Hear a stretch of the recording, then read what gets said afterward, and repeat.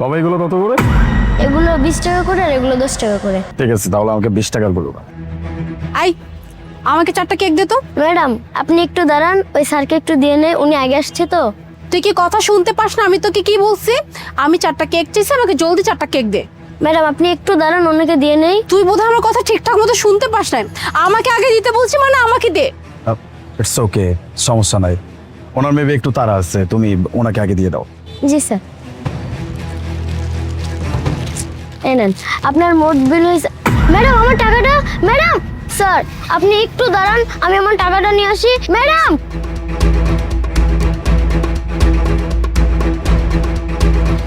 Madam madam আমার টাকাটা। টাকা?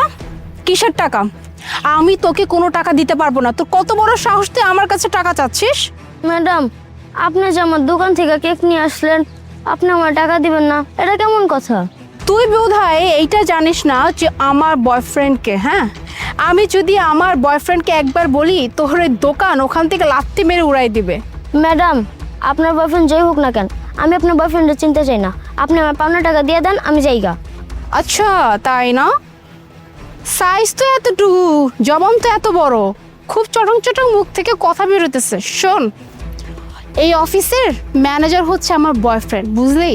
আর আমার বয়ফ্রেন্ডকে যদি একবার তোর কথা বলি না, তুই পুচকি আর তোর দোকান দুইটা কি না লাথি মেরে উড়াই দিবে। ম্যাডাম দয়া করে আমাকে মতন গরিব মানুষের সাথে এরকম করবেন না। আপনি আমার পাওনা টাকাটা দিয়ে দেন, আমি যাইগা।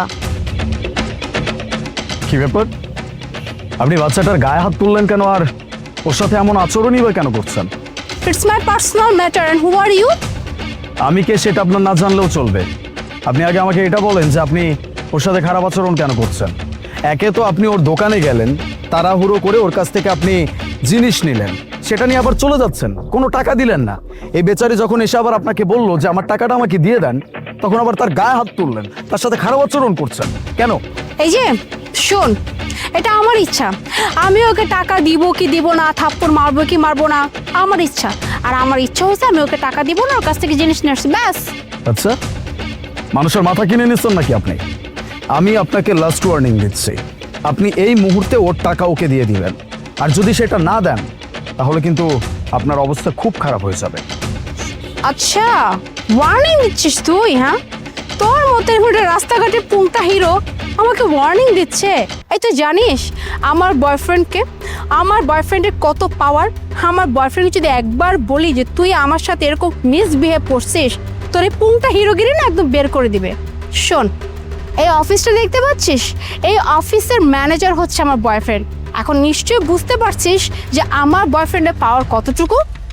আচ্ছা, আপনার বয়ফ্রেন্ড এই অফিসের ম্যানেজার, নাম কি তার? আরে বাবা, তোর তো দেখছি সবকিছু তো অনেক বেশি ইন্টারেস্ট। এখন তুই নামও জানতে চাচ্ছিস? ওকে ফাইন, তাহলে নামটা তোকে আমি বলি। আমার বয়ফ্রেন্ডের নাম হচ্ছে আপন। বাহ, নাইস নেম। তাহলে তো এবার আপনার টাকা অবশ্যই দিতে হবে, শুধু টাকাই না, টাকাও দিবেন, এমনকি ওর কাছে আপনি পা ধরে ক্ষমাও চাইবেন। কি বললি তুই? হ্যাঁ, আমার টাকা দিতে হবে? হ্যাঁ, এই বাচ্চার পা ধরে আমি ক্ষমা চাইবো? তোর এত বড় সাহস! দাঁড়া, তোকে তো এখন সাহায্য করতেই হবে। আমি এক্ষুনি আমার বয়ফ্রেন্ডকে কল করে না তোর কথা বলতিস, তারপর তুই দেখবি তোর কি হাল হয়। হ্যালো আপন, আমি তোমার অফিসের নিচেই আছি, তুমি একটু জলদি আসো তো। এখানে একটা রাস্তাঘাটের পুংটা হিরো আমার সাথে মিসবিহেভ করতেছে। ওকে এসে ওর অবস্থানটা বুঝাই দাও যে ও কার সাথে কি করতেছিল। দাঁড়া, এক্ষুনি আমার বয়ফ্রেন্ড আসতেছে, তারপর তোকে দেখাবে মজা কি বলে। কে তোমার সাথে খারাপ ব্যবহার করে? স্যার আসসালামু আলাইকুম। ওয়ালাইকুম আসসালাম। আর স্যার বলেন না, আমার গার্লফ্রেন্ডের সাথে কোন বাজে লোক জানি রাব বিহেভ করছে। আপনার গার্লফ্রেন্ডের সাথে যেই বাজে মানুষটা খারাপ আচরণ করছে সে আর কেউ না, আমি। স্যার আপনি মানে বুঝলাম না আমি। আপনার গার্লফ্রেন্ডের সাথে আমিই বাজে আচরণ করছি, আর আপনার গার্লফ্রেন্ড আমাকেই শায়েস্তা করার জন্য আপনাকে ডেকেছে। আপনার গার্লফ্রেন্ডের সাথে বাজে আচরণ করার কারণটা আপনি জানবেন না? এই যে বাচ্চা মেয়েটা, এই বাচ্চা মেয়েটার দোকান থেকে আপনার গার্লফ্রেন্ড কিছু জিনিসপত্র নিয়ে আসছে, আর সেই জিনিসের দাম না দিয়ে চলে আসতেছিল।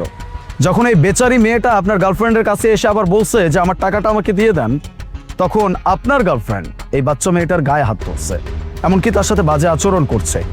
এটার প্রতিবাদ যখন আমি করেছি তখন আপনার গার্লফ্রেন্ড আমাকে থ্রেট করছে এটা বলে যে তার বয়ফ্রেন্ড এই কোম্পানির একজন ম্যানেজার, সে যদি আসে আমাকে ঠিক মতো শায়েস্তা করে দিবে। আমি সেই জন্যই ওয়েট করছিলাম। করেন শায়েস্তা। স্যার ও বুঝতে পারে নাই, ভুল করছে। বুঝতে পারিনি, কি বলছেন? স্যার ও বুঝতে পারে না, আসলে ওর দ্বারা ভুলে গেছে, ওরা মাফ করে দেন আপনি। ব্যাপারটা তো মিললো না।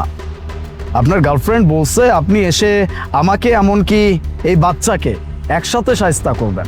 শায়েস্তা করেন আমাকে। স্যার ওর হয়ে আমি আপনার কাছে মাপ চাচ্ছি, আপনি প্লিজ মাফ করে দেন। আর ওই পিচ্চির টাকা আমি দিয়ে দিচ্ছি, দাঁড়ান। তুমি টাকা দিবে কেন?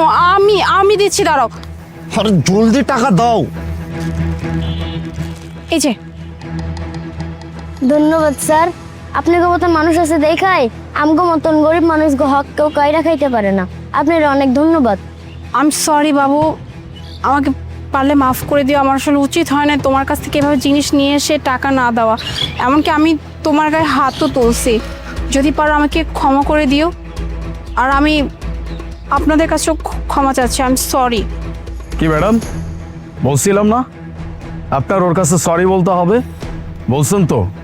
বাই দ্য ওয়ে, আপনার গার্লফ্রেন্ড যা কিছু করছে এটা শুধুমাত্র আপনার কারণে করছে, সেটা আমি খুব ভালো করে বুঝতে পারছি। আমি আপনার নামে অফিসের ভিতরেও অনেক কমপ্লেইন পাইছি। আপনি ম্যানেজার বলে আমার কোম্পানির অন্যান্য এমপ্লয়ীদের সাথে যে কি আচরণ করেন সেটা আমি অনেকদিন আগে থেকেই জানি, আমি কিচ্ছু বলি নাই।